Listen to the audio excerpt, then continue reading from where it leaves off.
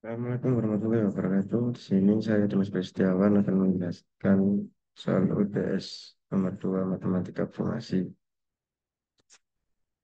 Selesaikan angka persamaan nonlinear berikut dengan menggunakan metode dissection 3x pangkat 2 tambah 9x min 6 sama dengan 0.